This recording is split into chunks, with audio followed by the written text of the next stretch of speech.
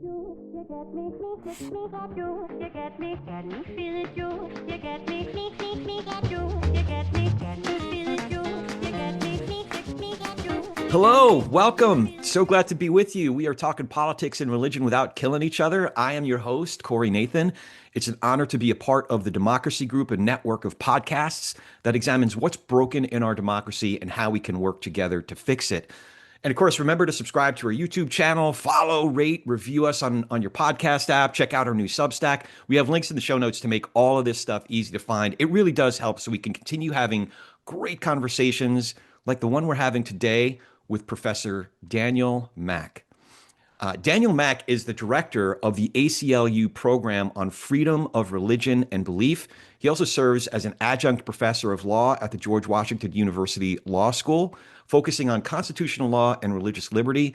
Prior to his work at the ACLU, Dan was a partner at the Washington office of Jenner and Block, where he specialized in First Amendment law. Dan, it's so good to be with you. Thanks for coming in. How you doing? I'm doing all right. Thanks for having me. All right. Well, you already ingratiated yourself to me. I hear you're a Jersey boy from up in Teaneck. Man, see, one of the first questions I had is, how at what point did you start to develop an interest, not just in the law, but in particular, you have this incredible professional track record of First Amendment law. When did that become a focus and an interest for you? Yeah, it's a good question. I think it may trace back to some work I did in high school, way back in ancient times. Um, I did a term paper on the Scopes trial, Oh, wow. and that sort of sparked my interest in this whole idea of separation of church and state, and the notion that someone can use the machinery of government to impose their own religious beliefs and silence scientific fact and truth, which really intrigued me and disturbed me. So I can't say it was a straight line from there to here, but that's probably the earliest time I can recall getting into this That's area. interesting. I've never mentioned this before on the almost 5 years of doing this show, but when I was a senior in high school, our school did a rendition of "Inherit the Wind," uh, Nice. and I played E.K. Hornbeck, that rapscallion of a journalist. But it was really a great opportunity, not just for us to put on a play, but the subject matter itself really piqued a lot of our interest and sparked a lot of great conversations. So by the time you was it Princeton undergrad? Yeah. So by the time you got to undergrad, were you already going in the direction of law or philosophy or poli sci, or what was your focus? Yeah, it was some mishmash of all of the above. I think I started focusing on law as a way to effectuate social change sometime in college. I thought, oh, that's a good way to go. That's one path to helping folks out, basically. Yeah, yeah. And how did you begin to develop your own disposition, your own views on philosophical or legal, issues that can get pretty hairy and pretty in the weeds? Yeah, it was a long process, I think. I mentioned, the Scopes trial was one of the earliest sparks. Another was hearing about how the ACLU had represented um, unpopular causes like the Nazis marching in Skokie, Yeah, in the late and '70s. yeah, exactly. And I thought, wow, that's a principled stand. Rights for all. The right to speak even hateful things. Right. To me, that triggered something in my mind where I thought, yeah, that's the way to go. Yeah. I read a paper, I forget how long ago it's been, where you reminded readers that there are still what some folks might consider controversial stance. For example, I forget exactly the details of the case, but there was a case over the last couple of years in Massachusetts where the city was flying flags. Could you remind me of that case and what ACLU's position ultimately was on that case?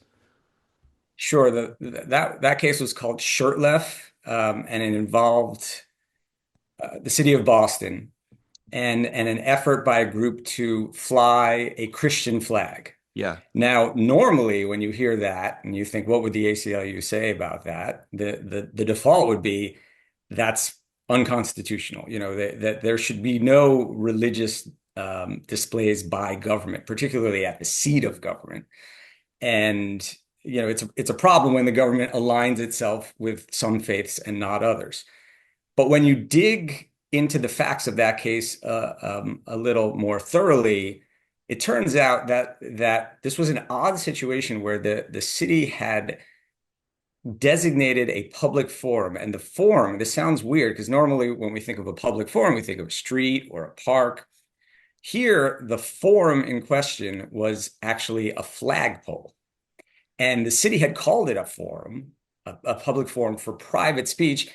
And the key fact in that case was not only had they designated that as a forum, but they had never turned anyone else down. Mm. So they had never said no to anyone. And the way the courts look at these issues is they determine, well, what has the government opened up its own property for private speech, or is it still property that is being used for government speech when the government is expressing a message? And based on the track record there, it seemed clear to us, and it ultimately was clear to the Supreme Court, that this flagpole was in fact such a forum. Having set that up, they couldn't then turn some people down because they didn't like what they had to say. In the same way that you can't silence someone for standing on a street corner and ranting about whatever it is they want to rant about. Right, right. It's interesting because a lot of folks, when they think of the ACLU, they think of the ACLU being more often than not aligned with left of center or progressive causes. But you're right, there have been instances. I'm curious when some other moments in recent history have been where you found yourself aligned with, say, colleagues that came up through the Federalist Society or the conservative legal movement. Do any come to mind off the top of your Well, head? I think a lot of them are speech cases. So there was a case about putting bus ads in DC, and again, the city was trying to limit who could speak there. And in that case, there were a bunch of conservative and religious speakers who were turned away. The city said, no, this is too controversial. And our view was, this is not a case that I personally worked on, but the Right. ACLU's view was, no, you've set up a forum. You can't discriminate on the basis of the speaker's views. And this is, I think one of the big questions in those cases is when someone sees that, are they going to think it's the government speaking or it's whoever put up the ad is doing the speaking?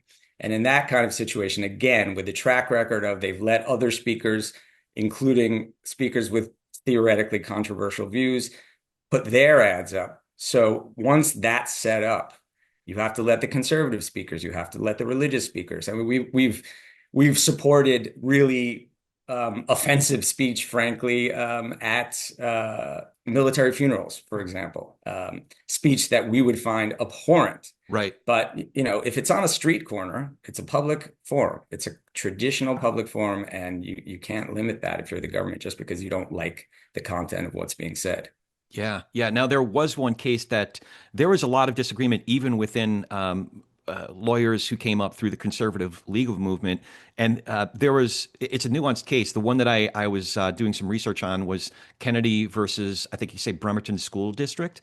Yep. So just to the summary is Joseph Kennedy, a teacher, lost his job as a high school football coach in the Bremerton School District, which I think is in Texas. Is that right? Washington State. Washington State, sorry. And he had a practice of kneeling at midfield after games to offer quiet, as they put it, quiet personal prayer. And Kennedy, he sued in federal court, alleging that the district's actions violated the First Amendment's free speech and free exercise clauses. And he also moved for a preliminary injunction requiring the district to reinstate him. Now, it's nuanced, I think, because it sounded like the district was providing plenty of accommodation for him to, as he put it, offer a quiet personal prayer, but that's not what he was doing. He was not at all. so correct the record on the way that they characterized that. Yeah. So, the decision that this court ultimately came out with, which was in support of the coach, treated the facts as something that was just fictional.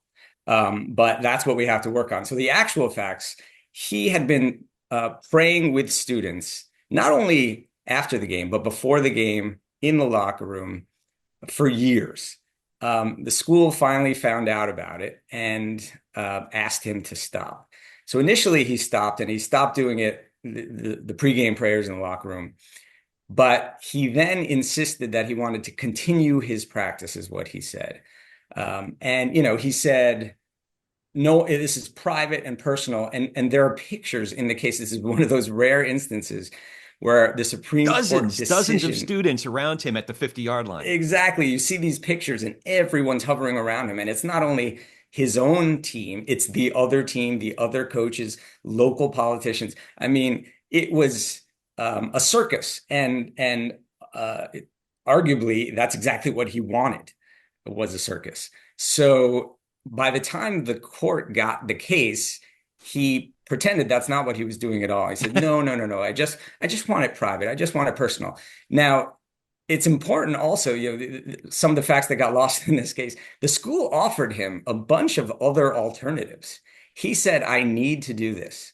They said, okay, well, can you wait an hour, wait a half hour after the game? He said, no, I need to do it immediately. They said, all right, well, maybe you can do it in the locker room. No, I need to do it on the field. Well, maybe you can do it just in the corner of the end zone. No, it must be on the 50-yard line. Now, I'm not going to tell anyone what their religious beliefs are or are not. That's up to every individual to decide for themselves. But I have never heard of a religious a theological framework that says you must pray immediately after a game on the field on the 50-yard line. So, but that's what he was insisting that his faith required, and the court gave it to him. But it was a problematic case. But the court basically spun a fictional narrative. So now I'm concerned because, listen, I read my Bible cover to cover. When I get to Revelation 22, I start all over, go back to Genesis 1 and go through it again. And yeah, you're right. There's nothing in the Hebrew Bible or New Testament that prescribes, well, you must pray this way at this time. If anything, it's just the opposite. Jesus has a parable where talking about, praying in private is much more than putting on big shows like that. So if anything, there's a scriptural argument against such displays. Yeah, I think it's Matthew 6, 5, and 6. It talks about the so you know hypocrites about, okay. Good who for you. insist on praying in public. Yeah. Again, far be it from me to tell anyone how to interpret their own scripture. Sure. And it is a private affair of or maybe the Holy Spirit is speaking with him or what have you. So yeah, I appreciate that. And I appreciate your restraint. But what I'm curious about, though, is the legal precedent. The Roberts Court, and forgive me because I'm not a lawyer. I didn't go to law school, but I've become such a student of it, an amateur student of it, especially First Amendment cases. Now, and what I found is that the Robert Court often has opinions that are narrowly, the opinions are within a narrow framework. Was this within a narrow framework, or does it have the risk of setting a precedent for other similar cases? So if you take the case at its word, it's fairly narrow. Okay, so the court relied on a number of facts that we talked about, facts, and I use the term fact loosely, but what they treated as facts, they said, yes, this is the prayer is personal and quiet and private. It is not endorsed by the school. It fell outside the coach's official responsibilities. It didn't involve students. Again, these are the facts that they were assuming, not the actual facts. And it wasn't imposed on a captive audience. Students weren't involved, all the rest. If you take all of that together, it doesn't stand for all of that much, right? It upheld the right of a public school official, in this case, a coach, to engage in a quiet and private act of prayer that wasn't endorsed by the school. It fell outside of his official responsibilities, didn't coerce or involve students in any way. And I want to pause there for a moment because there are actual facts showing that students did feel coerced to join in. Right? I mean, we all know anyone who played a sport at any point in high school or later or earlier, the kind of influence that a coach has on you, and even if the coach says this is a voluntary prayer, the coach knows who's standing and who's not. The coach knows who's joining in and who's not. And we'll see who gets to start on Saturday. Right. Yeah, exactly. Now, another question that occurred to me is in light of, I mentioned that I was raised in a Jewish home. So what happened on October 7th in 2023 had a pretty profound effect on me. And then watching what was taking place on a number of college campuses around the country, I was really ambivalent. Now, it tested my own belief in First Amendment principles. The so, by the way, we're already dove right into it. And what I wanted to do is I wanted to set the table. One of my favorite sentences in the entire English language is the First Amendment. I'm sure it's probably one of yours, being given your specialty. Congress shall make no law respecting an establishment of religion or prohibiting the free exercise thereof, or abridging the freedom of speech or of the press, or the right of the people peaceably to assemble and to petition the government for a redress of grievances. So it tested my belief in the virtue of what's espoused in the First Amendment. But one of the things that I did learn, as I said, I'm kind of an amateur student, is the idea of time, place, and manner. So as it pertains to the Kennedy case, I'm wondering if time, place, what would you call it? Restrictions or boundaries? I don't know. Yeah, restrictions. Yeah, Yeah. yeah, time, place, and manner restrictions. It seems to me that there are time, place, and manner restrictions that should have been placed on Mr. Kennedy.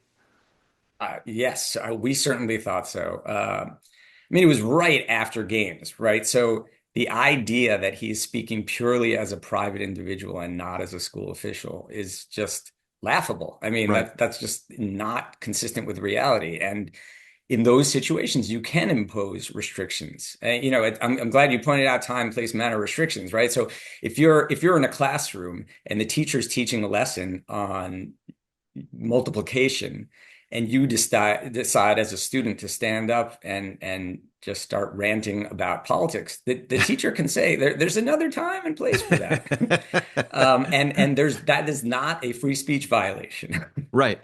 Yeah, that's right. And I think also the other aspect of it is that he's an employee or would you say a representative of the state in this case? So there are other restrictions in that instance as well, right? Sure. Yeah. Yep. So okay. So I like I said, I knew this would happen. We dove right into it. Um, at what point? At what point did you decide to go to law school? And then how did you begin to develop this? It's a really remarkable focused specialty in private practice with Brenner and Block. I'm sorry, I forgot. Jenner and Block. Jenner and Yep. Block. Sorry, I knew I would get the name right. With Jenner and Block, as a law professor, and now with the ACLU. How did that specialty begin to emerge? Yeah, well, when I was in private practice, I was a partner at that law firm that you mentioned, Jenner and Block, for a little while.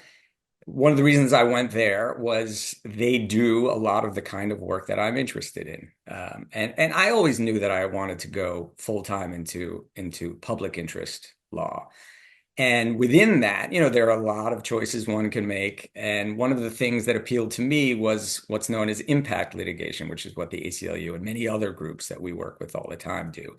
So that's as distinguished from direct representation. So it's direct representation is more of a legal aid type situation, some of which work I did while I was in law school. I think that's very valuable, and there are a lot of positives to do that too. But I thought I was leaning more in the direction of impact litigation, which is bringing test cases, bringing the sort of cases that will change the law. So you're going to help the people you're representing in that case, but in theory, you're also helping a lot of other people down the road. You're making good law. That makes And sense. yeah. Yeah, yeah, that makes sense. And what? So you knew that you were going to go in the direction of how did you describe it, the type of law that ACLU does? Impact litigation. It's Impact litigation. focusing on civil rights and civil liberties. And that's the kind of thing I wanted to do. The ACLU was up there in my mind at some point, starting maybe in college, of what I would view as a dream job. So I'm just incredibly lucky. I'm Yeah. one of those people who got to do what is essentially my dream job.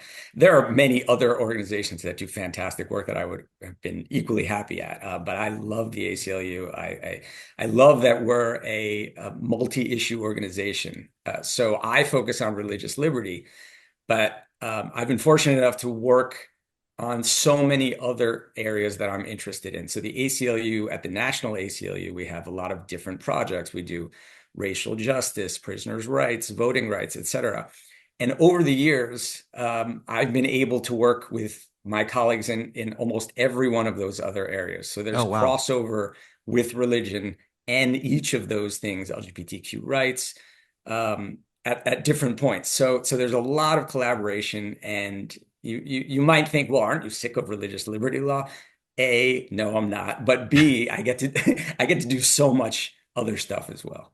Yeah, I mean, we're sitting here around the 100th anniversary of Scopes, so there seems to be an endless supply of issues and cases to get involved with. One of the things I'm curious about you personally is how you have the ability to hold a nuanced perspective. A lot of folks, and I think what defines how a lot of uh, dialogue occurs, political dialogue, social action, is that folks, it's almost as if a lot of folks come out of the womb with all of the right answers and all of the right language, right? But you're, I wish. yeah, right. And I feel guilty because I'm not one of those guys. I'm like, I don't know. But you seem to have been able to come to what Monty Guzman would call "I never thought of it that way" moments. Whether it's in studying a particular case, or getting involved in cases, or just in conversations and dialogue you've had with colleagues. How do you?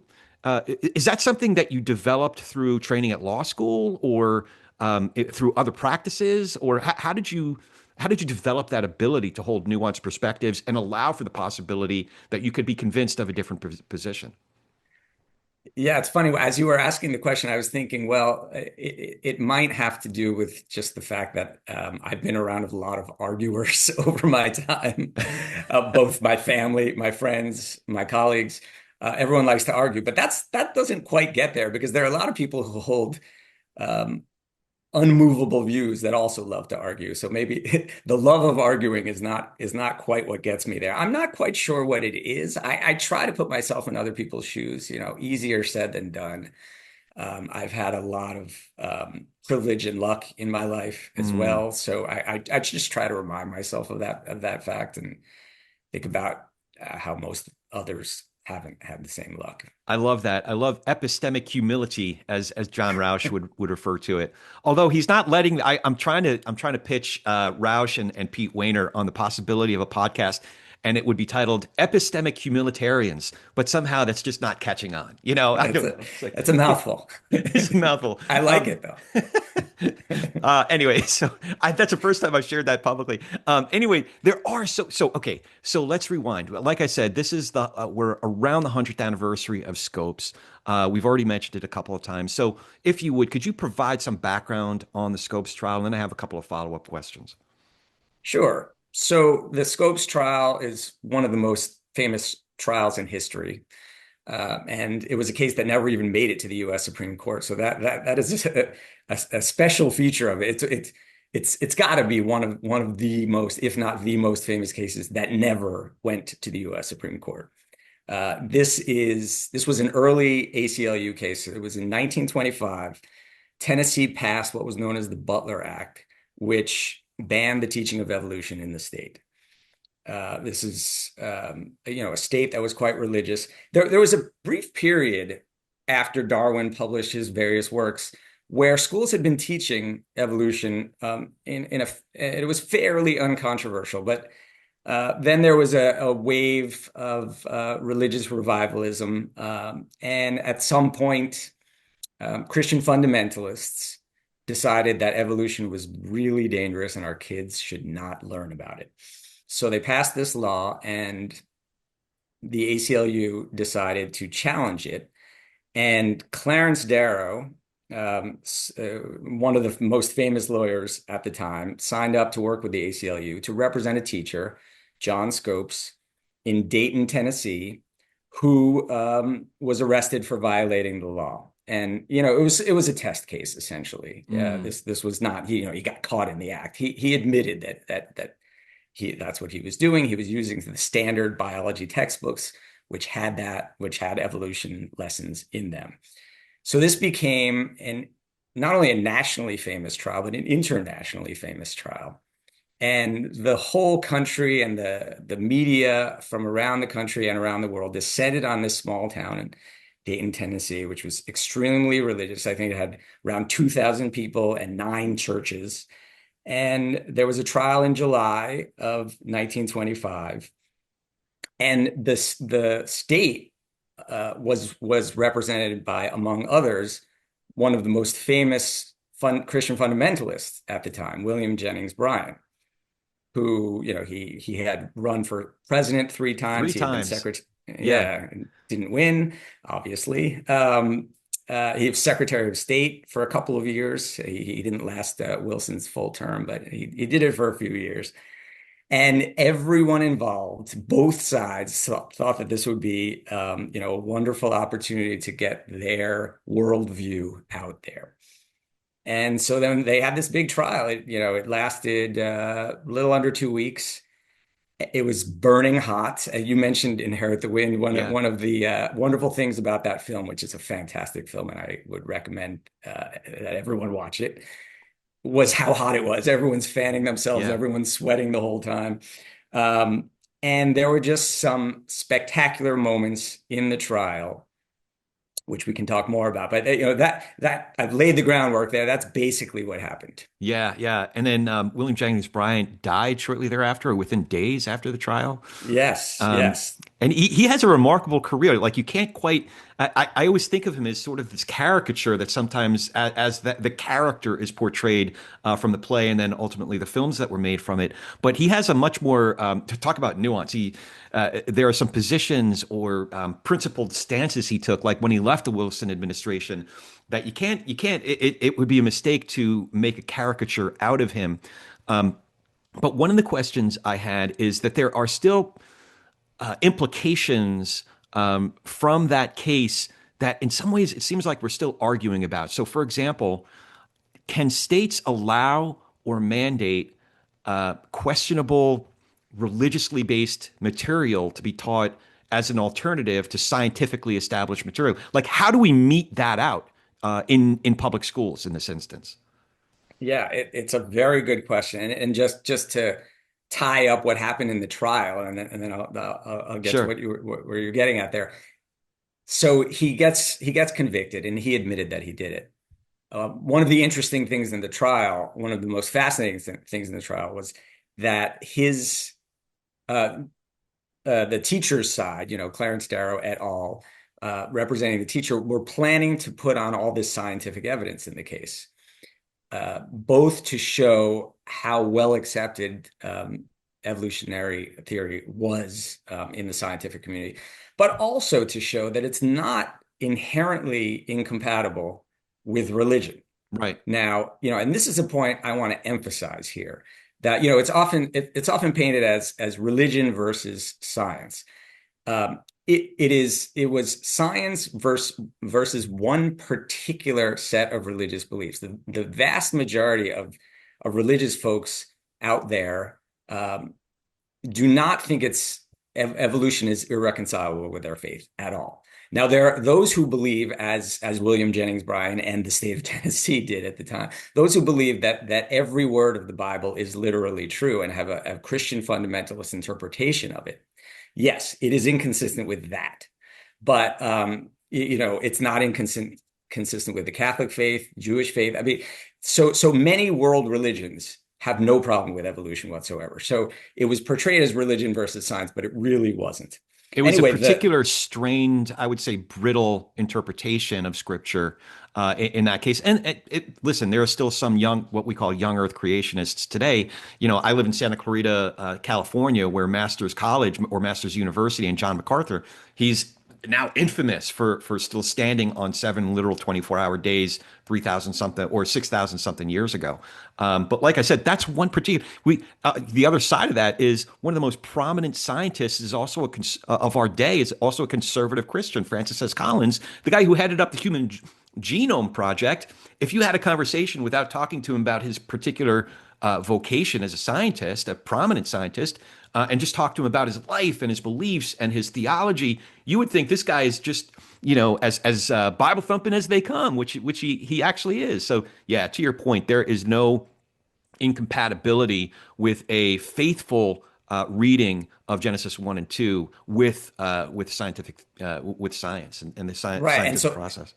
And so that part of the defense strategy was just that, to make this point.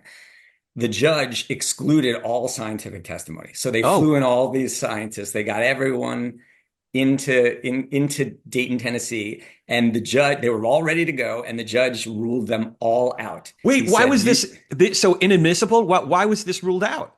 So one of the theories was that it's illegal. And they made this point. If you can't teach evolution, then we can't teach it in this trial. That was one of the bases for the ruling. It was also, the question was, how is this relevant? Now, it seems to us today it was quite relevant, but at the time the judge said, it's not relevant. And the state said, and it's illegal. You can't testify about it. You can't explain to us about evolution. Then you're breaking the law. So as a good lawyer, if you place yourself in that moment in time, you're like, oh, this is good grounds for appeal. Right? Yes, right, exactly. So then what do? Do you throw your hands up and say, so they came up with this ingenious strategy. The defense and Clarence Darrow, they decided, since none of their experts were allowed to testify, that they would put on an expert on the Bible. Okay. And it turns out that the expert that they called was Bryan himself, was William Jennings Bryan. Right. That's a twist in the play. I forgot about that. That's right. Yeah. And so his if you remember from the play and the movie, by the way, the movie and the play are fairly accurate on a lot of things. There's all this inaccurate stuff. There's a love story that he's married to the preacher's daughter. He's engaged to the preacher's daughter or whatever. Right. None of that was true. But the trial scene, which is the best scene in the play and the movie, is largely accurate. I mean, they took some liberties. Sure. And so they said, all right, well, we can't call a scientist. Let's call an expert on the Bible. How about William Jennings Bryan? He, of course, beams. He loves the idea. He wants to just talk more. Sure. He's a guy who just wants to hear himself talk. So his co-counsel are really trying to put a stop to this. No, this is unheard of. And by the way, it is unheard of. Lawyers don't testify as witnesses in their own cases. That just doesn't happen. That's not a thing. It wasn't a thing then. It's not a thing now. Okay. But he insisted on doing it. He said, I got this.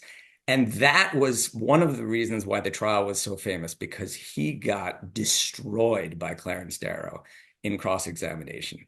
And he was made to look the fool. And then as a result, so was the state, so was the law, and so was the idea that you could criminalize something as basic as the teaching of evolution. Pride goeth before the fall. So now we're still wrestling with similar questions, as I mentioned. I'll just kind of re-tee it up for you. Can states allow or mandate questionable, religiously based material to be taught as an alternative to scientifically established material? Short answer, no, they may not.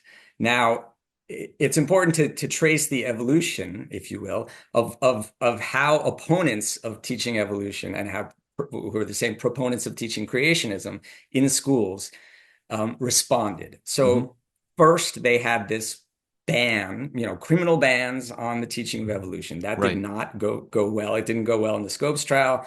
And then eventually the Supreme Court, it took a while, but eventually struck down a law doing the same thing, banning the teaching. So then they shifted gears. Then they said, all right, we're not going to call it creationism. We're going to call it creation science. Because if you use the word science, it must be scientific. Right.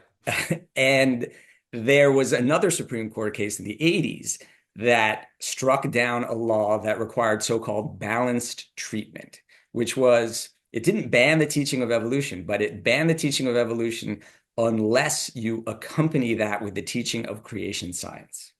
Okay. So you had to do either both or neither under this law. Interesting. And the Supreme Court struck that down. The Supreme Court said, no, that's just creationism in disguise. And the fact that you throw in the word science doesn't make it science. Fast forward a couple of decades, then they decided to call it intelligent design. They said, all right, we're not going to call it creationism or creation science. Let's call it intelligent design.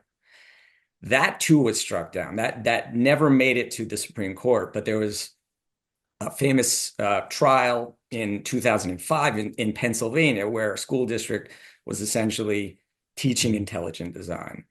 And there was a long trial. The judge was a George W. Bush appointee, fairly otherwise conservative. And he, after this long trial, hearing all the evidence, just tore it to shreds. He said, this is blatantly unconstitutional.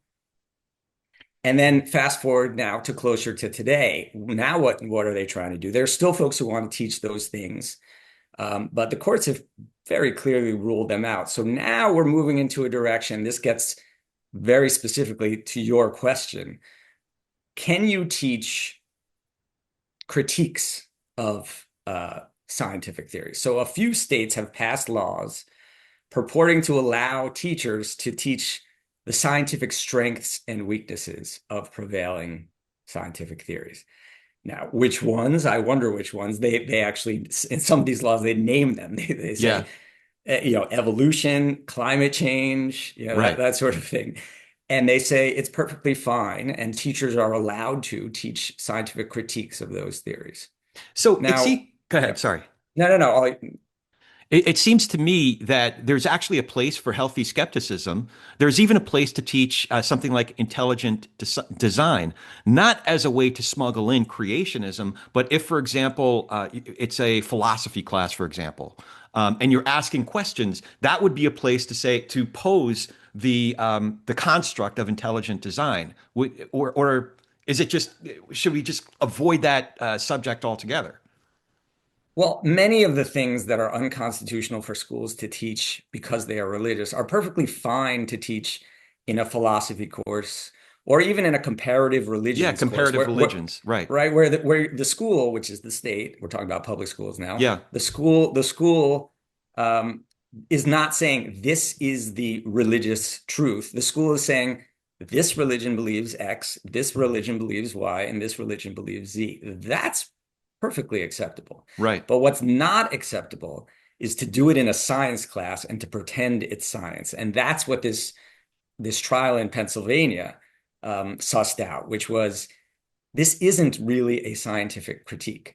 Right. And if it were, you wouldn't need a special state statute to teach it. You are allowed to teach truly scientific critiques of scientific theories today. You should be allowed to do that. That's the whole point, right? Accepted scientific theories and assumptions get questioned over time. We know this from history. Turns out the Earth revolves around the sun and not the other way around. Right. You're allowed to do that, but it has to be grounded in science. It cannot be religious doctrine masquerading as science. Right. And then the other side of that question is individual rights. So the degree, there have been recent cases as well where, and one I think that's still pending. I think this is the issue in how do you say it, Mahmoud, where my question is, can parents pull their kids out of classes where personally objectionable material is being taught? So, actually now that I mention it, let me just reset. How do you say it, Mahmoud or Mah? Yeah, Mahmoud. So this case challenges, I'm just reading a summary here. This case challenges the Montgomery County, Maryland Public Schools LGBTQ plus inclusive literacy curriculum. A group of parents initiated the challenge, asserting that their religious rights were unconstitutionally burdened by not being allowed to opt their children out of reading storybooks featuring LGBTQ plus people. Is that a fair rendering? Yeah. Okay. And I will point out that by the time this gets aired, the decision will come down to, it's actually going to come down tomorrow. Oh, is that right? Okay. All right. It's okay. So yeah. But you probably can read like when the cases are being argued, how accurate have you been in predicting how this is going to come out? Fairly accurate, although I studiously avoid making public predictions about those sorts of things. So, and particularly when something's going to be aired and when you can check my prediction by the time it comes out. Fair enough. I It mean, is likely to come out like tomorrow. I don't have to read if Thomas like writes an opinion. I don't have like I kind of know where Thomas is going to end up. I kind of know where, Alito is going to end up. But there are other justices that I'm really curious. Like I'm curious how, Amy Coney Barrett's going to if she writes an opinion on this one. Or Chief Justice Roberts. So anyway, I Yeah. don't mind prognosticating because I'm an admitted amateur, but I won't put you in that position. Yeah. And it's important to note about the case, they initially did have the opt-outs in Montgomery County. Hmm. They allowed them, but then it didn't work. Why is that? So Wait. it was too hard to administer. So Oh, what the parents are seeking is a constitutional right to get notice when something in the curriculum is going to be used that I they see. object to on religious grounds, and to pull their kid out of those lessons.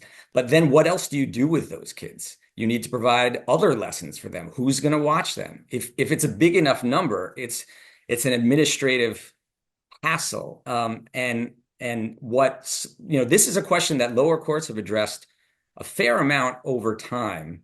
Do families have a constitutional right to opt their kids out of anything in the curriculum that's not consistent with their faith? And the lower courts, including the one in Mahmoud, across the board said, no, you do not have that right, because schools couldn't operate effectively if you did. So Montgomery County tried, and it turned out they couldn't do it either. And they raised another objection too. It wasn't just this is hard to do, really hard to do, as in we can't do it, but also the stigmatizing message it's sending to some kids in these schools. So we're talking about picture books, okay? Mm, We're not talking about sexually explicit material. We're talking about a book where instead of the prince marries the princess, the prince marries a king or another prince. That's it. There's nothing sexually explicit about it. And it was really just an effort by the school system to say, let's include some books. We're not going to read them every day. These are books that maybe we'll read once a year. yeah. But let's include some books that are more reflective of our community. And when a kid is sitting there and a third of the class gets up and leaves right before the teacher pulls out the picture book, and the kid says why, and the answer is because these families won't let your peers, your friends, listen to books that have characters that look like you or your family. What kind of message is that sending to those kids? Right. So that to me is the problem in having this automatic constitutional right to opt out. It's a fascinating case because the intertwining threads that we have to work out as a country. It's the question of parental religious freedom, the equal protection of the rights of LGBTQ plus students, or kids who are part of LGBTQ plus families, as well as the public school's responsibility. And I think part of the school's responsibility is prepare the kids to be good citizens and live a healthy civic life in a pluralistic society. So these are really big questions. One of which is more of it's not as complicated of a question for me, but it is being fought out. And that is in terms of parental religious freedom when it becomes an imposition on the rest of the school. So, for example, Moms for Liberty, when can parents block curricula or material altogether or start pulling books off of shelves in school libraries? Exactly. And one thing that we've heard from the parents and the families that have sued seeking this right in the Mahmoud case is, we're not trying to change the curriculum, they say. We're just trying to keep our kids out of certain parts of it.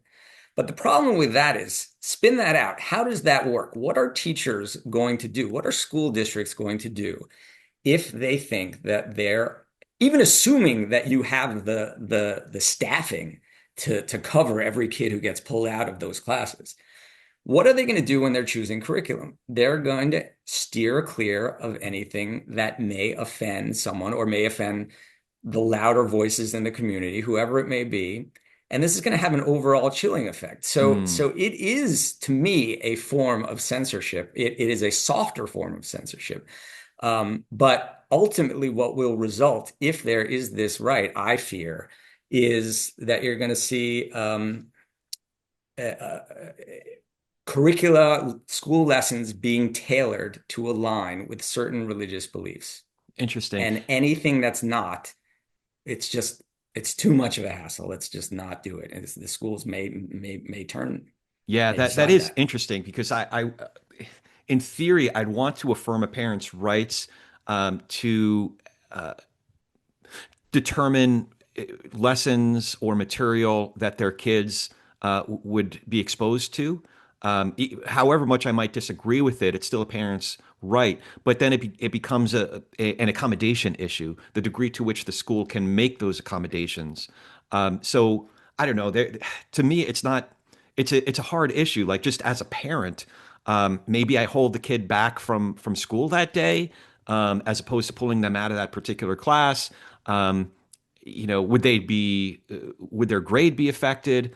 I don't know. If I felt that strongly about it, I think I'd have to be willing to accept the consequences, even if the kid had a negative mark, whether it's just an attendance mark, or his grade was negatively affected. If I felt that strongly about it, I'd hold my kid out of that class and be willing to accept the consequences. I'm just thinking out loud right now because it's such a complicated question.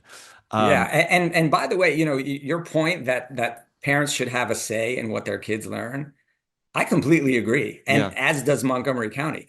There's a mechanism. There's essentially a democratic process for determining what are we going to put in our curriculum. You hold many public hearings. You get community input. Everyone weighs in. But what you don't get is the losers, the ones who didn't get their way through that democratic process, can still tailor the curriculum to their religious beliefs. That's the part that in my view, you shouldn't have. You should right. absolutely have a say. You should absolutely go to the school board meeting if you want to weigh in on what kids should or shouldn't be reading. And then the school board determines it the way they determine everything else, with input from the community. That doesn't mean that they have to listen to everyone. And of course, you can't listen to everyone because you're going to have competing voices. So someone is going to get their way and someone is not. Yeah, But to yeah. constitutionalize your preferences in a way that would make the curriculum align with your religious beliefs and not your neighbors, that to me is the problem. I think we've also seen excesses of folks who are trying to impose their religious beliefs on the rest of the community, to the extent that Toni Morrison books are being pulled off the shelf, or James Baldwin, Alice Walker books are being pulled off the shelf. So some of these arguments ring pretty hollow to me. One other case that I did want to bring up was the Drummond case. Core question was whether a state could fund and oversee a school that explicitly integrates religious instruction and mission while operating as a public entity.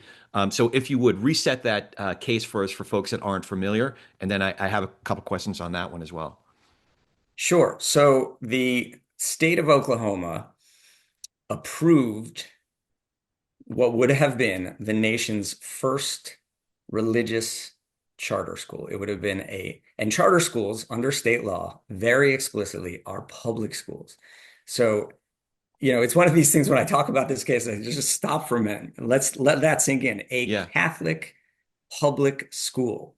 And this would have been a school not just sponsored by the Catholic Church, but they made very clear that it would be run consistent with Catholic doctrine. They said our religious our faith would infuse everything we do. That's what they said. yeah. That would have been the first of its kind. It would have been a dramatic shift in how we understand the basic separation of church and state, the way things work.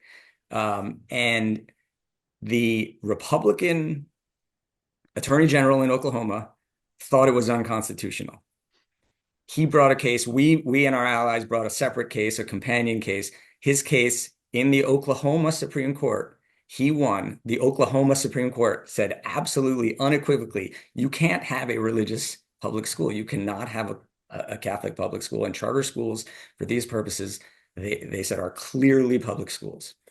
The school then sued, and it went to the U.S. Supreme Court. The school said, you're violating our religious rights. We have a right to run this school. Mm. We have a right to get treated like a public school, get state money like a public school, notwithstanding all the rules. They said, we'll follow some of the rules, but the rules that are inconsistent with our religion, we're not going to follow those. Hmm. And it went up to the U.S. Supreme Court. It got argued, and Justice Barrett recused. And as a result, there was a 4-4 split. And if there's a tie in the U.S. Supreme Court, whatever happened in the lower court stands. Right, right. And so So that's what happened. what do you Yeah. make of Barrett's decision to recuse? I'm grateful for it. Yeah. Uh, when justices recuse, they don't give reasons. They often don't give reasons. She did not give a reason.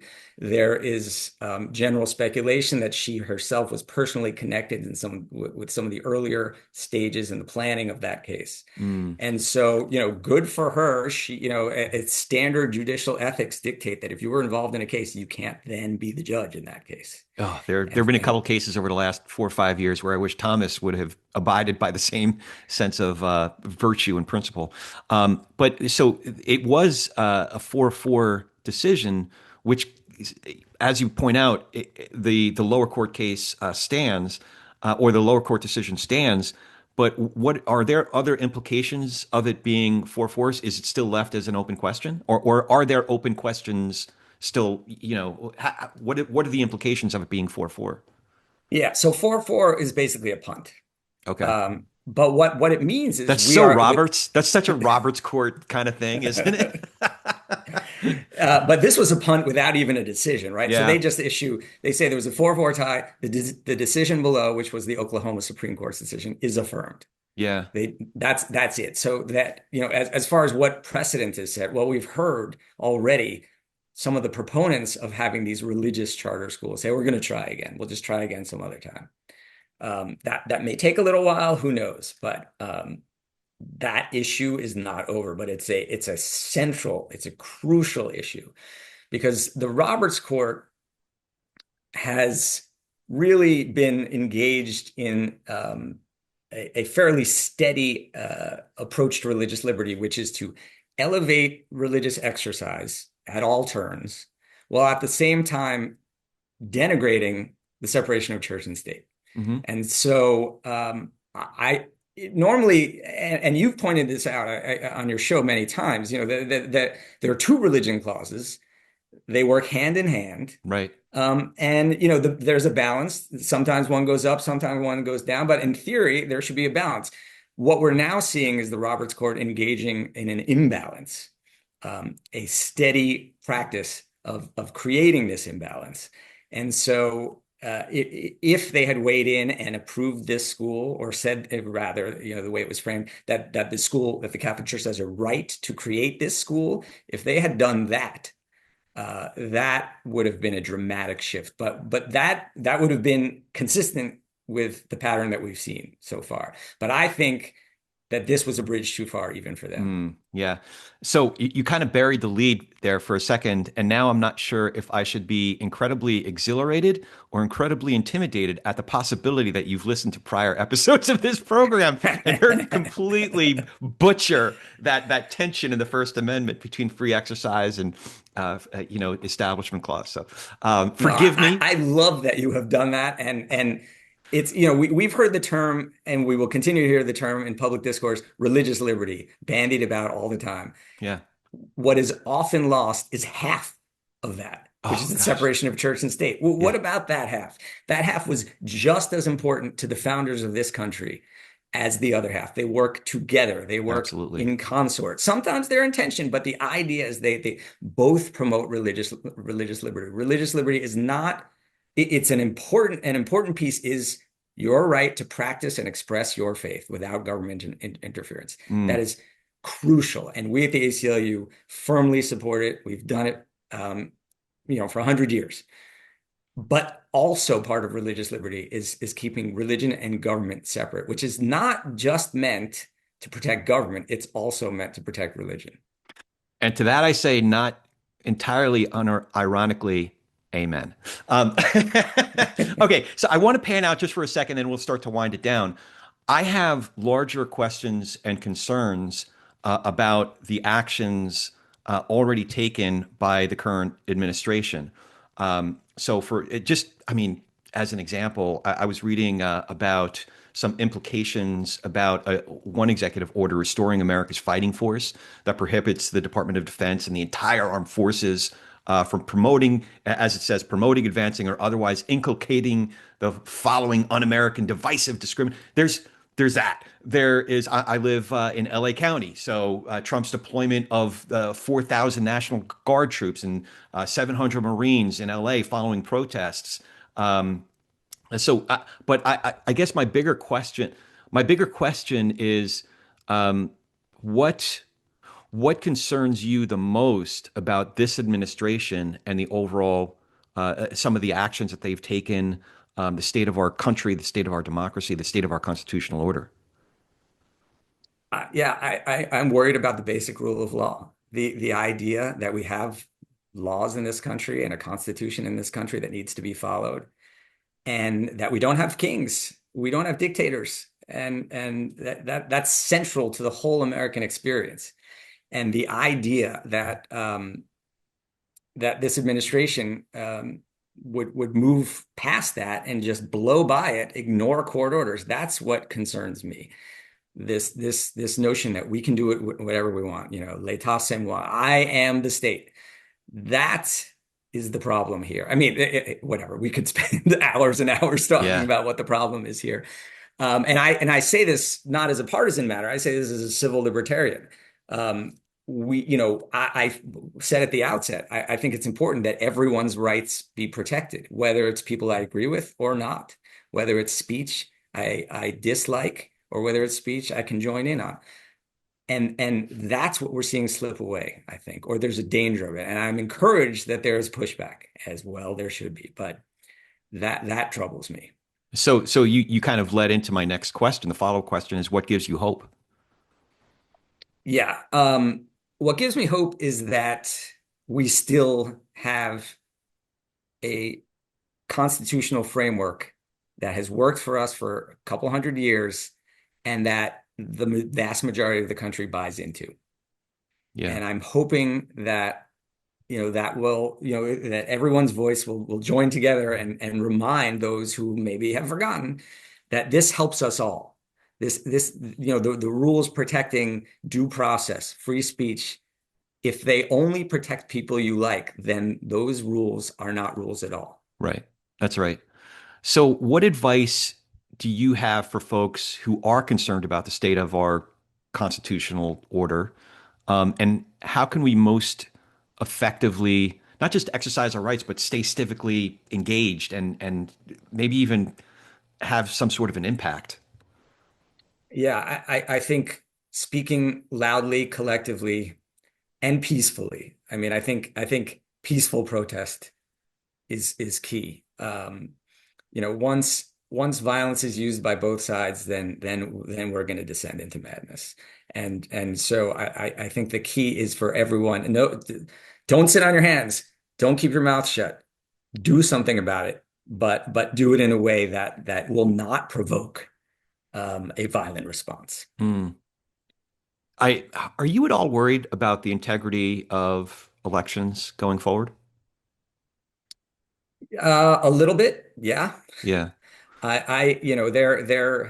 We've been in this odd situation for years now where there are some folks who are doing whatever they can to give people fewer voices a say, to not count every vote. The idea, let's suppress vote. Let's make it so that the people we don't like, it's going to be much harder for them to vote. Yeah. That to me is appalling.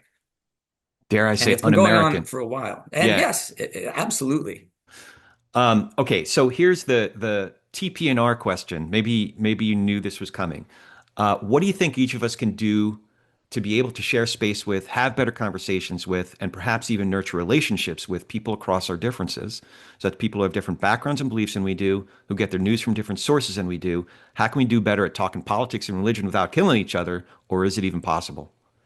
Yeah, and I know that, and I applaud that this is your mission basically, and I think it's a challenging one these days.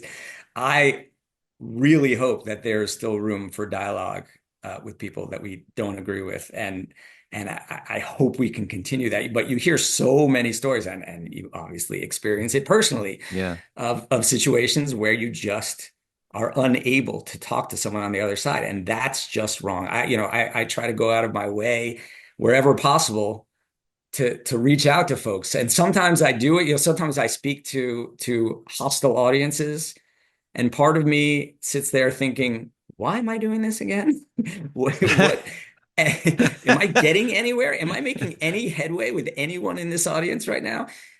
But periodically, I won't say this happens all the time, but periodically, you give a public talk, and after the talk, there's the hovering around the speaker type thing. And occasionally I have someone say, not, you've convinced me, I've changed my mind. I'm not gonna go that optimistic, but at least, wow, I'm glad you mentioned that. I hadn't heard that perspective. Right. One example that for me is a reminder that we at the ACLU really work tirelessly to promote free religious exercise. So some people might think, oh, all you do is separation of church and state. We do both. We do both of the religion clauses. And sometimes just me saying to folks at a public talk or whatever, this is what we do. We've represented Christians, Jews, Muslims in these situations. Sometimes I see, again, not a change of heart or a change of mind, but at least a light bulb Yeah. out there. And that gives me some hope. That's great. And I talk about degrees. I'm not going to, hardly ever, if ever, am I going to convince somebody to make a 180-degree turn in one conversation, but maybe by 1 degree, especially if I'm open to the possibility of being persuaded by 1 degree as well. And if my disposition is one where I'm focused more on the relationship than on being right or winning a point, an imaginary point in an imaginary contest. Which leads me to my next question, which is, do you have any questions for me? Well, having listened to you before, I know you're a Mets fan. And as a lifelong Yankees fan, I'm curious, are you disappointed with Soto so far? Oh my good. Okay. All right. That's a good question. I was ready to. This is never going to air. I can't believe I'm talking to a damn Yankees fan. No, this is great. So yeah, there is hope for humankind if a Mets fan and a Yankees fan can have such a rich conversation like we've just had. No, I am not. Even when he was at his worst, he was in. If you look at his OPS. His OPS was what, in the mid 700s? So everybody, oh, he's having a terrible season. If he was in the 500s, even the 600s OPS wise, yeah, but he was having an impact because even when his batting average wasn't great, even when his RBIs weren't there, the dude was still walking. He was still scoring runs. He was still having an impact on the game. And if you look at who's batting in front of him, who's batting behind him, I don't think it's a coincidence that Pete's having the best year of his career. Like the Yeah. last couple of weeks, Yeah. he's been off his game. Obviously, they've lost 10 out of 12 or 11 out of 13. So this isn't a great day to ask me. They finally cracked, the Braves for the first time this year last night. But no, and now you look at it, he's having an historic, at least for the Mets franchise, he's having a historic June. You got to look at it's a long season. You got to look at the season.